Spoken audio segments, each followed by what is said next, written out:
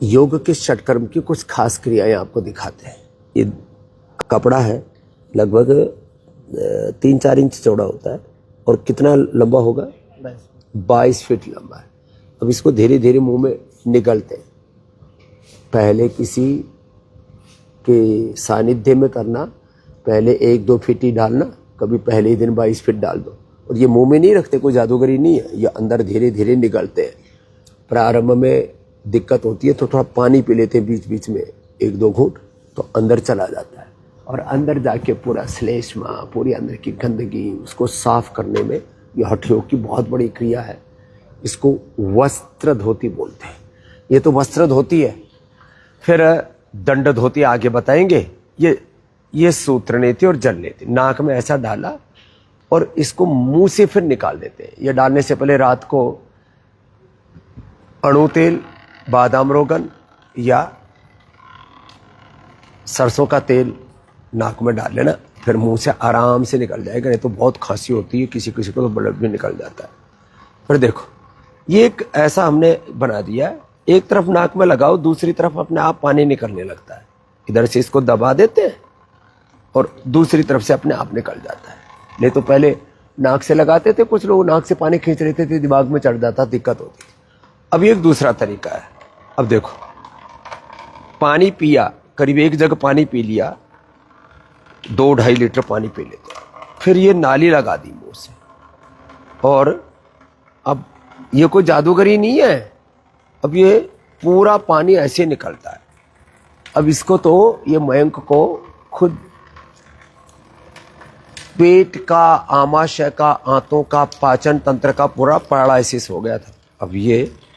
अब देख रहे हो, इतना आधी बाल्टी भर जाएगी, ये स्थिति रहती है। ये चल ही रहा है। ये मुंह का पानी नहीं है कि मुंह में कुल्ला भर लिया था और वो पानी निकाल रहे हैं। ये अंदर का पानी निकलता है। हाँ। ये देखने में बड़ा विचित्र लगता है लोगों को, ये क्या कार्यक्रम चल रहा है। ये तो अक्षय भंडार सा कोई भरा हुआ है कि ये खत्म ही नहीं हो रहा, टंकी सी चल रही है। तो इसको निकालो एक बार आराम से। तो ये पूरा मुंह में कितना गया अंदर, देखो कहाँ तक चला जाता है? पूरा पेट तक। पेट तक कहाँ, कितना अंदर चला जाता है बताना जरा। इतना तक चला जाता है। तो अभी भी करीब आधा तो इन्होंने डाल रखा था। और तुम्हारी बीमारी क्या हुई थी? मेरे को फूड पाइप का एक ऑटोइम्यून डिसीज थी, मतलब मैं कुछ निकल नहीं पाता था, पानी भी नहीं निकल पाता था। ये 4-5 साल पहले आया था, उसके बाद तो अभी BNYS करके डॉक्टर बन गया। अब तो लास्ट ईयर चल रहा है ना। हाँ, क्या हुआ था? 32 kg वजन था मेरा। कितना? 32 किलो वजन था जब मैं यहाँ एडमिट हुआ था। नीरज सर और मुकेश शर्मा ने जो मेरा ट्रीटमेंट किया था, तो मेरा 32 किलो। अब कितना? अभी तो 63 है। 63 अब 32 से सीधा डबल हो गया करीब करीब। हाँ।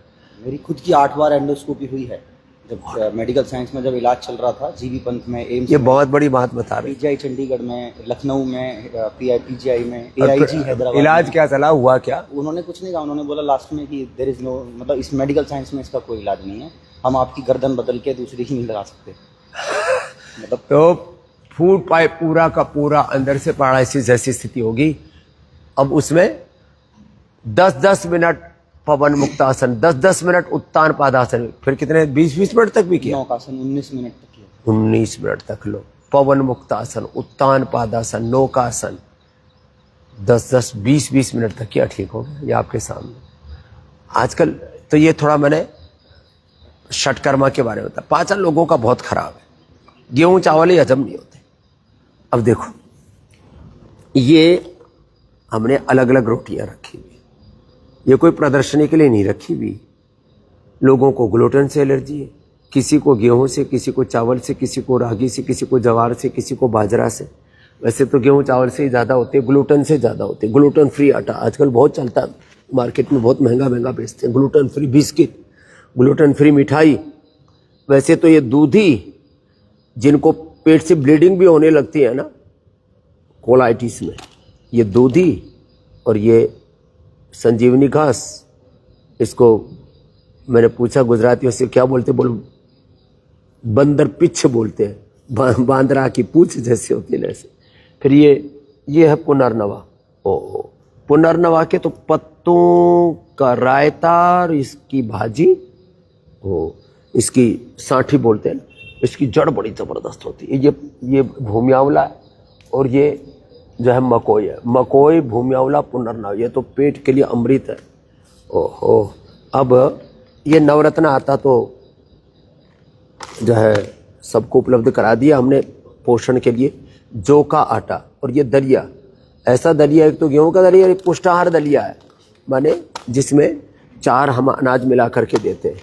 बहुत कम लोगों को पता है कि ये पुष्टाहार दलिया, सामान्य दलिया, ये जौ का दलिया, हाँ, ये अप्रतिम है आरोग्य के लिए। फिर ये जो है रोस्टेड दलिया, तो नहीं तो घर में रोस्ट करना पड़ता है, फिर बनाना पड़ता है, रोस्टेड दलिया भी दे दिया। हाँ, ये बेसन पतंजलि का। सत्तू, जिनको कफ कोल्ड रहता बहुत ज़्यादा, उनको तो इसका सेवन, इसकी रोटी खानी चाहिए। और चना और द्राक्ष हमने बताया हुआ है। तो ये ऐसे डायबिटिक आटा, फिर ये मेथी का आटा, फिर ये ग्लूटेन फ्री आटा। अब धीरे धीरे कपालभाति करना, लिवोग्रिट खाली पेट खाने के बाद लिवामृत लेना, पवन मुक्तासन उत्तान पादासन करना। अब देखो ये ग्लूटेन फ्री आटा बड़ा महंगा होता है, फिर भी पतंजलि ने तो औरों की बनस्पत सस्ता ही उपलब्ध करा रखा है। फिर ये रागी बड़ी ज़बरदस्त है, जिनको भी किसी भी आटे से एलर्जी हो ना, रागी खा लो, साउथ में तो बहुत खाते हैं। फिर ये कोदो पहाड़ में और नेपाल में बहुत खाते हैं, बहुत ज़बरदस्त पौष्टिक होता है। ये बाजरा है, ये जवार है, ये जौ है, और ये जो है कुट्टू सिंघाड़े का आटा भी हम उपलब्ध कराते हैं। तो ये जो है एक्स्ट्रा फाइबर, कब्जादी जिनको रहता है, ये मिस्सी आटा और मक्का का आटा, तो ये हमने इसलिए उपलब्ध कराया लोगों को। मिलेट्स लोगों खाना भूल गए थे, और पेट गड़बड़ हो जाए और ये ताज़ी जड़ी बूटियाँ ना मिल पाएँ तो सर्वकल्प क्वाथ सामान्य रूप से सबके लिए, और ये कायाकल्प क्वाथ बहुत ही अप्रतिम है पेट के लिए। और ये लिवोग्रिट लिवामृत, ये लिवोग्रिट वाइटल, ये लिवोग्रिट वाइटल, खाली पेट कोई भी एक ले लेना, वाइटल में विटामिन भी है, और ये लिवामृत है। और हाँ, जीरा धनिया मेथी सूप का प्रयोग हम बताते ही हैं। जिनको कब्ज है उनको त्रिफला, शुद्धि चूर्ण, पंचकार चूर्ण, गैस के लिए गैसर चूर्ण, और ये अलग अलग प्रकार के पाचक, और मिठाई खाने की इच्छा हो तो बेल का, आंवले आदि का मुरब्बा। खाने के बाद जिनको कब्ज हो जाए उनको द्राक्षासव, सामान्य रूप से ज़्यादा कब्ज है अभयारिष्ट, कोलाइटिस है कुटजारिष्ट, ऐसे छोटी छोटी बातों का। और मैंने बताया था जिनको कब्ज है उनको अभी ड्रैगन फ्रूट बहुत आ रहा है, मैंने ड्रैगन फ्रूट के ऊपर एक वीडियो भी बनाया था पूरा। नाशपाती बहुत आ रही है, सुबह सुबह अनार का प्रयोग कर लिया, अनार है, पपीता है, सेब है, ड्रैगन फ्रूट है, नाशपाती है, ये कब्ज के लिए बहुत, बस चबा चबा करके खाएं। छोटी छोटी बातों का ध्यान देने से बड़े बड़े संकटों से हम बच जाते हैं। खाने के बाद थोड़ा लवण भास्कर चूर्ण ले लें, खाने के बाद लवण भास्कर चूर्ण का उपयोग कर लिया थोड़ा दही छाछ में, उससे पाचन बहुत अच्छा रहता है। तो पाचन के लिए लवण भास्कर चूर्ण दही छाछ में। खाने के बाद द्राक्षासव, खाने के बाद कुमारियासव, पेट में सूजन है तो पुनर्नवारिष्ट, और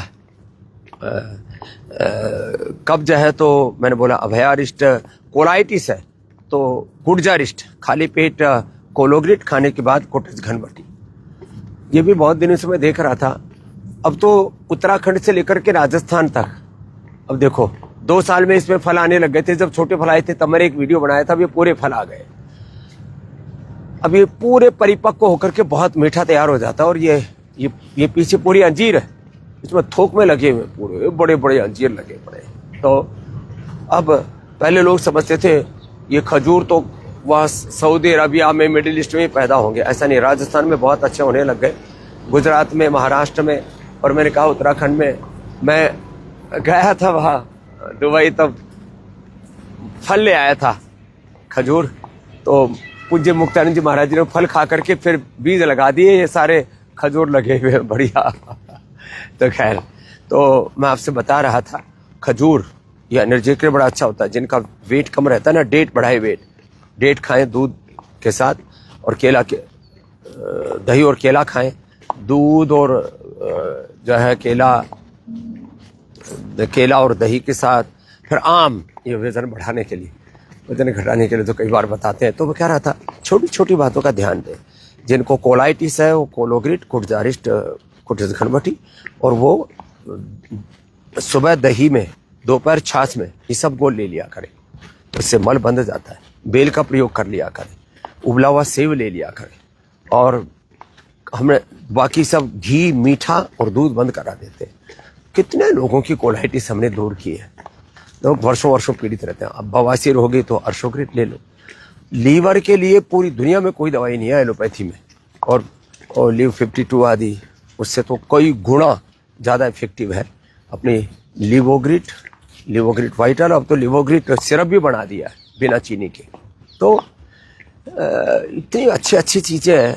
किडनी फेलियर, लीवर फेलियर के केस बहुत ज़्यादा बढ़ रहे हैं, तो लीवर फेलियर के लिए लिवोग्रिट, किडनी फेलियर के लिए रिनोग्रिट, और जो है इतनी अच्छी अच्छी चीज़ें। शुगर के लिए मदनाश्री, मधुग्रिट, खीरा, करेला, टमाटर के जूस के साथ दे देते हैं, नॉन डायबिटिक हो जाते हैं। बीपी के लिए मुक्तावटी, थायराइड के लिए थायरोग्रिट, प्रोस्टेट के लिए प्रोस्टोग्रिट, आंखों के लिए आईग्रिट, कान के लिए एग्रिट, मस्तिष्क के लिए मेधावटी, मेमोरी ग्रिट, हार्ट के लिए कार्डियोग्रिट, हृदयामृत। अप्रतिम औषधियाँ हैं। इतनी अच्छी अच्छी औषधियाँ होने के बावजूद हम एलोपैथी के जहरीली दवाएं खा खा करके अपने शरीर के साथ क्रूरता करते हैं। तो जो है हम सबसे आह्वान करते हैं, सिंथेटिक दवाओं का ये पूरा जहरीला जो पूरा कारोबार ड्रग माफिया, मेडिकल माफिया चला रहे हैं, इनसे अपने आप को बचाइए।